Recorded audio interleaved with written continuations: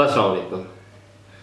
जहाँ से भी मादनियात निकलें या कोई कुदरती वसाइल हों तो वहाँ सबसे पहले उस सूबे का, उस इलाके का हक होता है। ये बुनियादी हक तकरीबन सारी दुनिया तस्लीम करती है, सिवाय तरक्की पजीर या जो पसमानदा मुल्क हैं या जहाँ ताकत का इर्तिकाज़ कहीं और हो, वहाँ ये कोई और मसाइल पर पैदा होते हैं।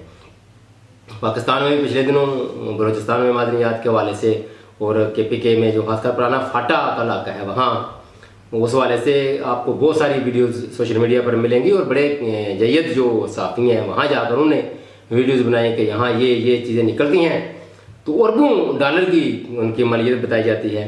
हालांकि कोई स्पेशली जो गवर्नमेंट या रियासत पाकिस्तान ने कोई ऐसा कोई जो कहते हैं वो जो ज़मीनी जियोलॉजिस्ट होते हैं गालबन, जो इसका ज़मीन का कुछ सर्वे करते हैं या ज़मीन के नीचे किस जगह पर कौन सी मादनियात पाई जाती हैं, उस तरह के कुछ सरकारी दादोशुमार तो नहीं। ज़बानी कलामी ये है कि फ़लाँ जगह से मादनियात निकलाई, फ़लाँ जगह से मादनियात निकलाई, ये है। पर सुई गैस, अपना सुई के मुकाम पर भी जो गैस निकली तो आप देख लें वो मोस्टली पाकिस्तान के खरीदी इलाकों में है और उसी वाले से सुई के जो मकामी लोग हैं वहाँ वो लकड़ियाँ इकट्ठी करते दिखाए जाते हैं, वहाँ के कच्चे घर, तो इससे नफ़रत ही फैलती है। हालांकि सबसे पहले जहाँ वो निकलती हैं मादनियात या कुदरती वसाइल, वहाँ उस इलाके को पहले डेवलप करें, वो भी पाकिस्तान है, पाकिस्तान का हिस्सा है, बल्कि उनका पहला हक बनता है। बाकी तो बाद में वो इस्तेफादा करें। हाँ, वहाँ उस इलाकाई ज़रूरत से ज़्यादा आपके पास कुछ हो तो फिर पूरे पाकिस्तान को जिस जगह को चाहिए दें, इंडस्ट्री को, बल्कि उससे भी मैं कहता हूँ कि जो डोमेस्टिक कनेक्शन है उसकी बजाय आप सबसे पहले इंडस्ट्री को दें, क्योंकि डेवलपमेंट तो इंडस्ट्री से होती है ना। घरेलू भी सार्फिन ये भी ज़रूरी है, लेकिन उससे भी ज़्यादा मैं ज़रूरी समझता हूँ कि पाकिस्तान की तरक्की है, मायशत है और इंडस्ट्री है। इसी वाले से KPK के वाले से भी फिर जुनैद अकबर साहब ने कहा है कि खान साहब ने मुझे कहा है कि इस जो मदनियात का बिल है, इस वाले से आपने मेम्बरान को कहें कि वो वोटिंग में वो वोटिंग ही ना करवाएं वहाँ।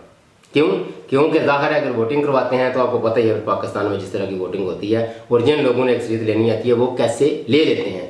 तो बेहतर ये है कि वोटिंग ही ना कराई जाए और वहाँ एक प्रॉपर बाकायदा रिपोर्ट बनाकर खान साहब को दी जाए, जो जुनैद अकबर साहब के थ्रू ये मैसेज अखबारात की जिन्नत बना है।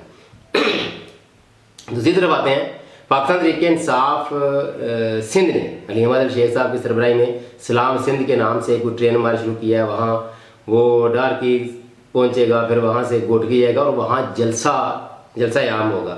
वो भी तक मेरा ख्याल हो सकता है जलसा शुरू हो गया हो या ना भी वहाँ पहुँचे हों। वो उसका दुरानिया कितना होता है वो देखते हैं, वो भी अखबारात में ज़ाहिर रिपोर्ट बनेगा, नहीं तो सोशल मीडिया पर तो डेफिनेटली आएगा। तो देखते हैं वहाँ वो सलाम सिंध की जो वाले से जो ट्रेन मार्च कर रही है पाकिस्तान तहरीक इंसाफ, वो वहाँ जाकर क्या कहते हैं, उनका क्या लायामल होता है या उनका क्या नुक्ता नज़र होता है। ये 2-3 चीज़ें थी जो इस तरह की खासकर पाकिस्तान तहरीक इंसाफ के वाले से बदकिस्मती है कि कोई ख़ास खबर मेन स्ट्रीम मीडिया पर तो आती नहीं, सिवाय इसके कि जो वकला मिलते जाते हैं या फैमिली के मेम्बरान मिलने जाते हैं तो अगर उनकी मुलाकात हो तो वो सवाल से थोड़ी बहुत खबर आ जाती है। सुप्रीम कोर्ट में कोई हेयरिंग वगैरह हो तो उस सवाल से खबर आती है।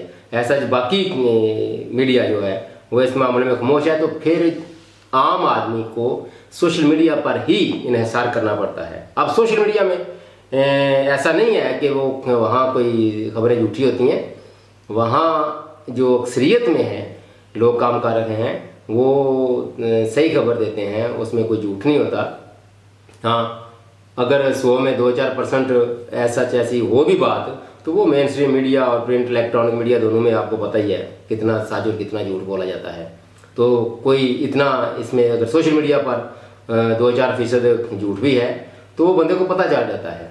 लेकिन बहरहाल वो जैसी भी खबर हो, जिस तरह की भी हो, वो फिर आम लोगों का उसी पर इंहिसार होता है। फिर उसी को जवाब बनाकर या उसी को सामने रखकर बाकी जो तजिए किए जाते हैं, ये जो अंदर की खबरें होती हैं ये भी ज़ाहिर है सीना बसीना ही है और इनमें कितनी सदाकत होती है। बाद का कोई खबर खुद फ्लोट कर दी जाती है कि इस तरह की बात को हो जाए, वो अपना बंदा इस वाले से खबर दे देता है कि वो सबसे पहले वाले चक्कर में یا مشہوری کے چکر میں، لیکن بعد میں پتہ چلتا ہے کچھ بھی نہیں. جس طرح آپ دیکھ لیں کہ انڈیا پاکستان کے جو موجودہ حالات ہیں، پہلگام والے واقعے کے بعد وہاں جنگ ہو رہی ہے اور موسٹلی ظاہر ہے جب حکومتی ادارے وزارت نشریات ہیں وہاں کی، انہوں نے جب کہا تھا کہ آگے 24-36 گھنٹے بڑے اہم ہیں، تو یقینی طور پر ان کی بات کو اہمیت دے کر کے حکومتی عہدیدار ہے، کئی اینکر پرسن نے اس پہ ولاگ بھی کیے کہ بعض یہ بڑا خطرہ ہے، جنگ ہونے والی ہے.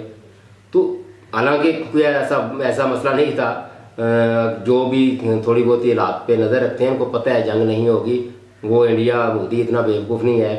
میں اس بار سے آپ کو صرف ایک کارٹون بتاتا ہوں کارٹون کے بارے میں. وہ چند سال پہلے یہ جنگ اخبار میں، بلکہ میں سمجھتا ہوں کافی سال ہو گئے ہیں، لیکن مجھے ایگزیکٹلی سال تو یاد نہیں، لیکن کافی سال ہو گئے ہیں. وہ گاڑی چل رہی ہے، اس میں وہ پاکستان لکھا ہوا ہے اور دوسری طرف انڈین نے وہ نشانہ لے کے نا اس کے جو ٹائروں پہ تو وہ پنچر، تو وہ نیچے کیپشن دیا ہوا تھا کہ انڈیا کا مقصد پاکستان کے ساتھ جنگ کرنا یا لڑائی کرنا یا کوئی اس طرح کا اور نہیں مسئلہ، وہ صرف پاکستان کو معاشی طور پر ترقی ہوتا آگے بڑھتا نہیں دیکھ سکتے یا نہیں وہ معاشی ترقی کے راستے میں رکاوٹیں عائد کریں گے. تو ان کا صرف اتنا ہی مسئلہ ہے. ان کو پتہ ہے کہ پاکستان جو 60 کی دہائی میں ترقی کر رہا تھا وہ 1965 کی جنگ کی وجہ سے برباد ہوا، اور اب اگر جنگ ہوتی ہے تو انڈیا کا بھی حال وہی ہوگا جو 1965 کے بعد پاکستان کا ہے. لہذا جنگ تو بالکل نہیں ہوگی. یہ جو جھڑپیں ہوتی ہیں سرحدوں پہ، یہ نہ پہلی دفعہ ہوئی ہیں نہ آخری دفعہ ہوں گی، یہ ہوتی رہیں گی. یہ کوئی اتنا بڑا مسئلہ نہیں. اور دوسرا ایک واقعہ آپ کو بتاتا ہوں. مشرف دور میں 1 سال پورا بارڈر پہ فوجیں نہیں ہیں آمنے سامنے، جنگ ہوئی نہیں ہوئی، اب بھی نہیں ہوگی. اب تک اتنے. اللہ حافظ.